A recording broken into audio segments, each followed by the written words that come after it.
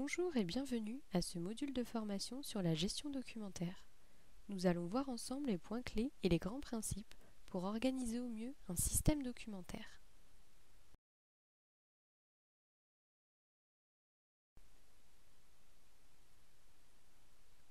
Ce module de formation contient 3 chapitres.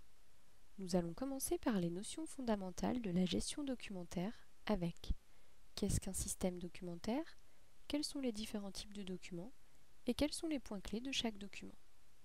Ensuite, nous verrons les grands principes de la gestion documentaire avec le lien avec l'approche processus et comment décliner une arborescence dans une gestion documentaire. Puis nous verrons au sein du chapitre 3 comment mettre en œuvre une gestion documentaire. Commençons par le chapitre 1 sur les notions fondamentales de la gestion documentaire avec qu'est-ce qu'un système documentaire.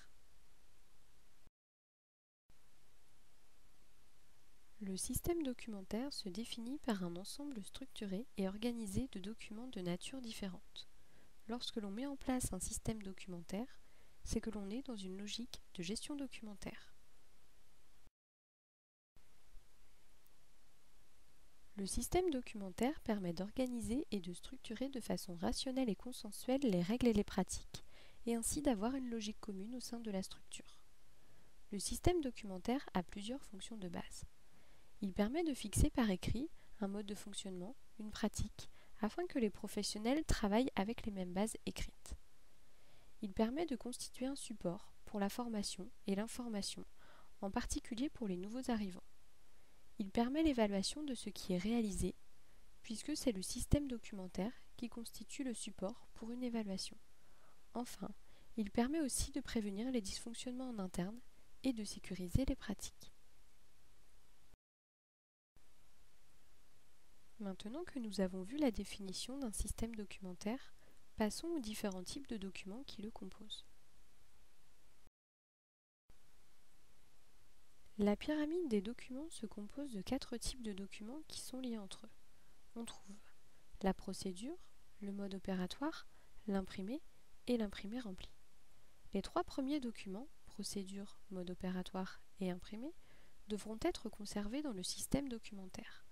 Contrairement à l'imprimé rempli, qui constitue la base de la traçabilité, qui lui devra être conservé dans l'endroit concerné, par exemple dans le dossier patient ou encore dans un classeur spécifique. Commençons avec la procédure qui se trouve en haut de la pyramide. La procédure est un document qui va décrire la manière d'effectuer une activité ou un processus.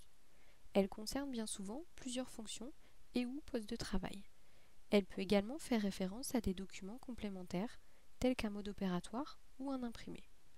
À titre d'exemple, un établissement pourra être doté d'une procédure de prise en charge des escarres qui détaillera les objectifs des soins et les différents types de l'escarre.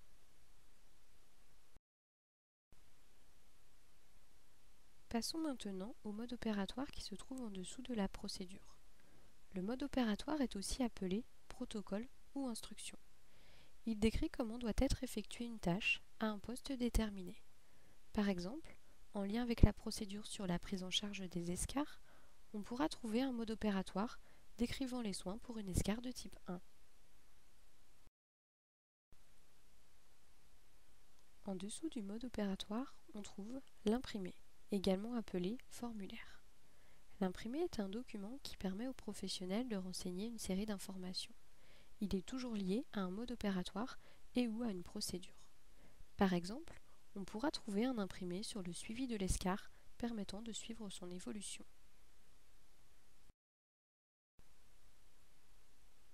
L'imprimé vierge, présenté juste avant, sera à différencier de l'imprimé rempli, également appelé enregistrement. L'imprimé rempli présente les résultats obtenus ou la preuve qu'une activité a bien été réalisée. Il constitue donc la base de la traçabilité. Contrairement à l'imprimé vierge, l'imprimé rempli ne doit pas être conservé dans le système documentaire, mais plutôt dans l'endroit qui le concerne, par exemple dans le dossier patient ou encore dans un classeur spécifique. À côté de la pyramide des documents, on trouve un autre type de document qui doit être largement utilisé au sein de la structure. C'est le document d'information. Le document d'information constitue un réel outil de communication avec les personnes accueillies, avec les professionnels, avec les proches ou encore avec les différentes instances de la structure. L'organigramme, le projet d'établissement ou encore le règlement de fonctionnement sont des exemples d'outils de communication qui ne sont ni des procédures, ni des modes opératoires et ni des imprimés.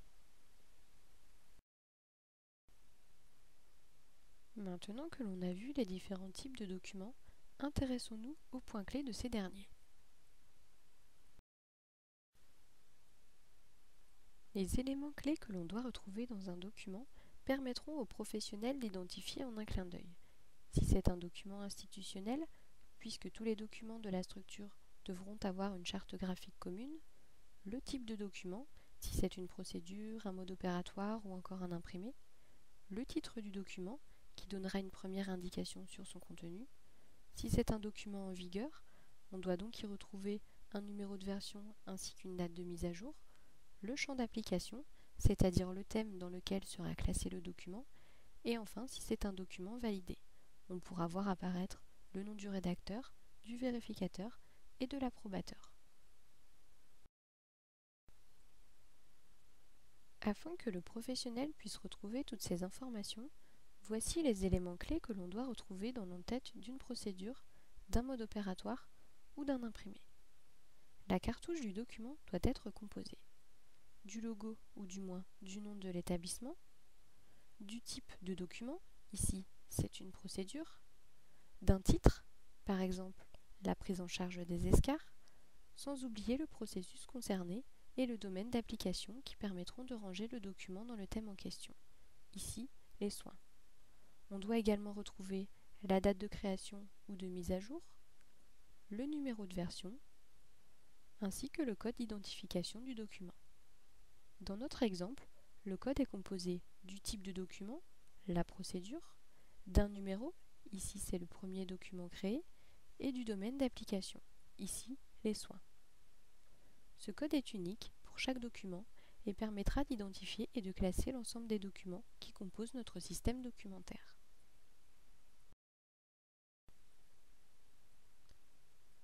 De la même façon, on retrouvera une cartouche en pied de page de la procédure et du mode opératoire. Elle sera composée du nom, de la fonction et des signatures des rédacteurs. De même pour le vérificateur et pour l'approbateur.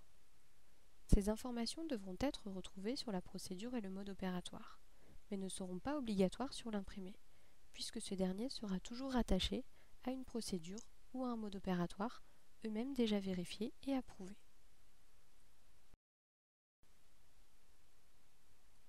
Concernant le corps de texte, on doit retrouver au sein de la procédure l'objet de cette dernière, le périmètre, c'est-à-dire les professionnels concernés, le service ou l'unité impliquée et à quel moment de l'accompagnement. Enfin, le descriptif de la procédure.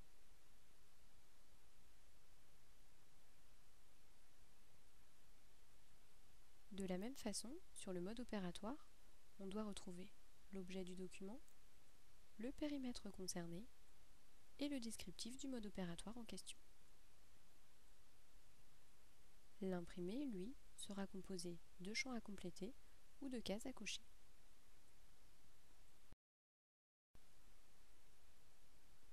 Passons maintenant au chapitre 2 sur les grands principes de la gestion documentaire et voyons le lien avec l'approche processus.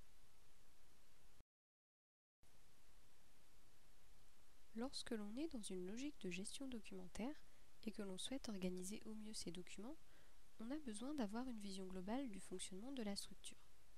Pour avoir cette vision globale, l'approche processus constitue un très bon support et pourra être utilisée. Revenons tout d'abord sur la définition d'un processus. Un processus se définit par un ensemble d'activités corrélées ou interactives qui transforment des éléments d'entrée en éléments de sortie. Ainsi, un processus pourrait être représenté par un enchaînement d'étapes liées entre elles et permettant de décrire une activité. On distingue dans nos organisations 3 types de processus. Le processus de pilotage, aussi appelé processus de management, qui consiste à donner les directives et piloter la structure. les processus support, aussi appelés processus ressources, qui concernent toutes les activités annexes sans lesquelles la prise en charge de l'usager serait impossible. Ils comprennent les ressources humaines, l'approvisionnement ou encore la logistique. Enfin, le processus de réalisation qui concerne les différentes étapes de la prise en charge ou de l'accompagnement de l'usager. Voici un exemple de représentation de ces différents processus, avec le processus de pilotage, les processus support et le processus de réalisation. Dans les structures médico-sociales, il pourra être décomposé en 4 étapes: l'accueil et l'intégration, l'accompagnement et les soins, et la sortie. Dans les structures sanitaires, il pourra être décomposé en 5 étapes: l'accueil, la planification, les soins, le suivi et la sortie. Cet exemple de représentation fournit une vision globale du fonctionnement d'un établissement lambda. On pourra s'appuyer sur cette approche processus pour organiser au mieux les documents. Chaque processus ou sous-processus renfermera les documents qui le concernent. Par exemple, la procédure, le mode opératoire ou encore l'imprimé sur les escarres pourront être rangés dans le processus de réalisation et dans le domaine soins. À partir de cette approche processus, comment faire pour décliner une arborescence dans ma gestion documentaire?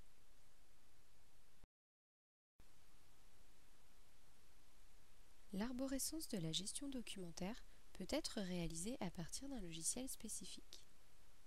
Elle peut également être réalisée sur le serveur informatique de la structure, en organisant les dossiers, par exemple selon le modèle de l'approche processus. Voici un exemple d'arborescence de gestion documentaire.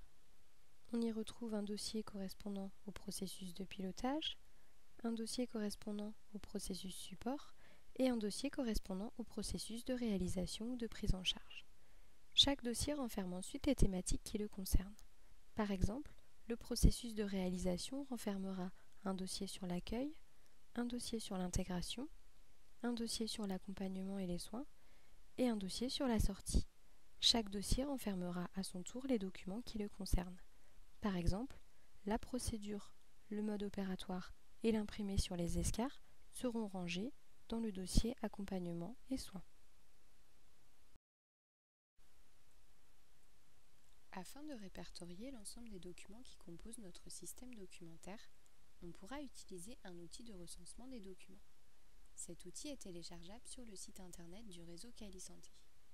Il se présente sous la forme d'un tableau qui comprend le titre du document, le processus concerné, le domaine d'application, la date de création du document, la date de mise à jour. Si le document vient tout juste d'être créé, les dates de création et de mise à jour seront les mêmes. La date de révision du document, celle-ci s'affiche automatiquement en fonction du cycle de révision préalablement défini. Le type de document, si c'est une procédure, un mode opératoire ou encore un imprimé. Et enfin, le code d'identification du document. La procédure et les modes opératoires sur les escarres ont déjà été renseignés dans l'outil. L'imprimé pourra être ajouté de la manière suivante.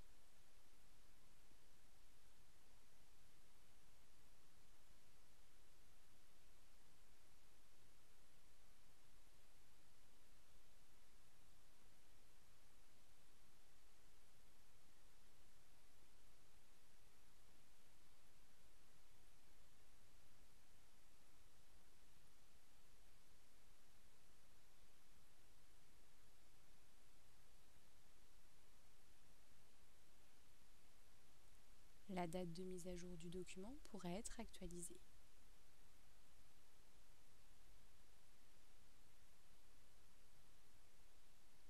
En somme, cet outil permet de répertorier l'ensemble des documents du système documentaire et d'identifier ceux dont la mise à jour doit être effectuée prochainement. Passons maintenant au dernier chapitre sur la mise en œuvre opérationnelle de la gestion documentaire. La méthodologie de mise en œuvre d'une gestion documentaire fait référence à 5 points clés. Le premier point clé consiste à avoir un référent gestion documentaire identifié au sein de la structure. Ce référent devra au minimum être sensibilisé à la gestion documentaire. En plus de ses fonctions administratives ou soignantes par exemple, le référent identifié devra avoir un temps dédié pour réaliser ses missions. Celles-ci devront être clairement définies. Le référent gestion documentaire a pour mission de centraliser les documents, de les codifier, de les mettre en forme selon la charte graphique de la structure et de les diffuser. Par contre, le référent gestion documentaire ne doit pas élaborer le contenu de l'ensemble des documents, mais laisser le soin aux professionnels concernés de le faire. Il ne doit pas non plus approuver l'ensemble des documents, mais laisser cette tâche à un professionnel expert sur la thématique. Enfin, le référent pourra avoir une fiche de mission formalisant son rôle au sein de la structure.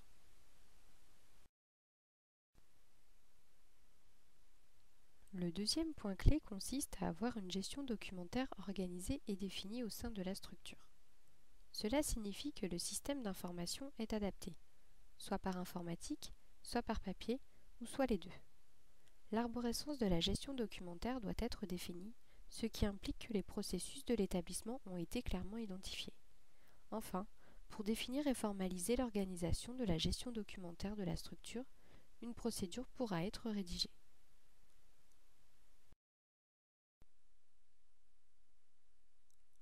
Le troisième point clé consiste à recenser les documents existants au sein de la structure.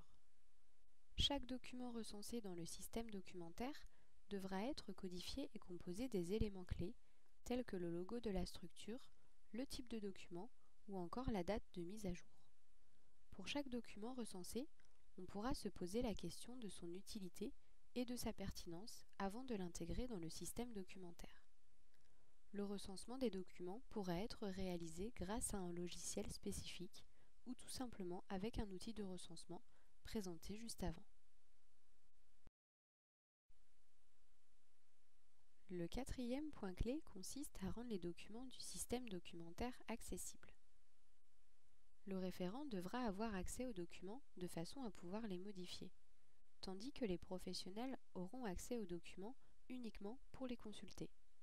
Pour l'accès en consultation, le format PDF est à privilégier. Afin de sécuriser les pratiques, il faudra bien veiller à ce que les documents soient accessibles à l'ensemble des professionnels. La procédure de gestion documentaire pourra faire référence aux modalités d'accès des documents.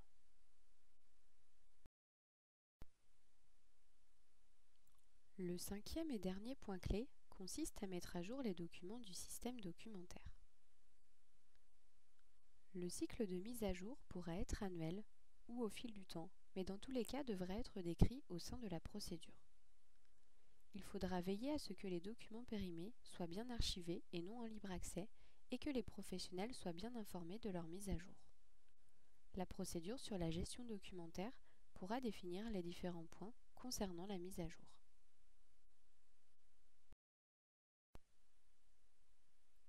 En conclusion, pour réussir à mettre en œuvre et à faire vivre un système documentaire, il faut identifier un référent gestion documentaire au sein de la structure, organiser et définir sa gestion documentaire en s'appuyant sur une approche processus, recenser l'ensemble des documents existants afin d'y ajouter les éléments clés, rendre les documents accessibles en consultation auprès de l'ensemble des professionnels et penser à mettre à jour les documents. En suivant ces 5 étapes, vous avez toutes les clés pour réussir la mise en œuvre de votre gestion documentaire.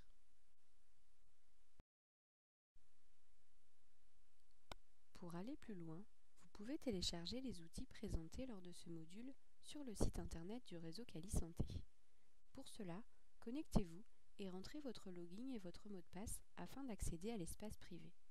Dans cet espace, cliquez ensuite sur l'onglet « Outils ».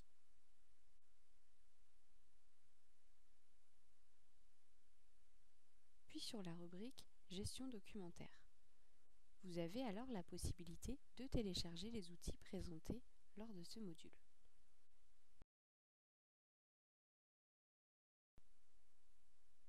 Enfin, l'équipe du réseau Calisanté reste à votre écoute pour toute question éventuelle sur ce module de formation.